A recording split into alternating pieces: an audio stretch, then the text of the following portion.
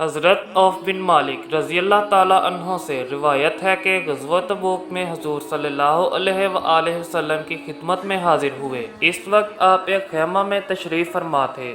آپ صلی اللہ علیہ وآلہ وسلم نے فرمایا، قیامت سے پہلے چند واقعات شمار کر لو۔ پہلا میرا اس دنیا سے رخصت ہو جانا، پھر بیت المقدس کی فتح۔ اس کے بعد آپ صلی اللہ علیہ وآلہ وسلم نے 4 باتیں اور بیان فرمائیں۔ حضور صلی اللہ علیہ وآلہ وسلم کے ارشاد کے مطابق بیت المقدس حضرت عمر کے عہد خلافت میں مسلمانوں کے ہاتھ پر فتح ہو گیا۔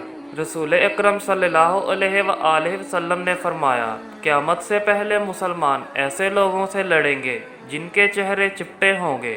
آپ صلی اللہ علیہ وآلہ وسلم کی یہ بات حرف بحرف پہلی صدی ہجری کے آخر تک پوری ہو گئی۔ رسول اکرم صلی اللہ علیہ وآلہ وسلم نے فرمایا، تم لوگ یقیناً قسطنطنیہ فتح کرو گے تو اس کا حاکم کتنا اچھا ہوگا اور اس کو فتح کرنے والی فوج کیسے اچھی ہوگی۔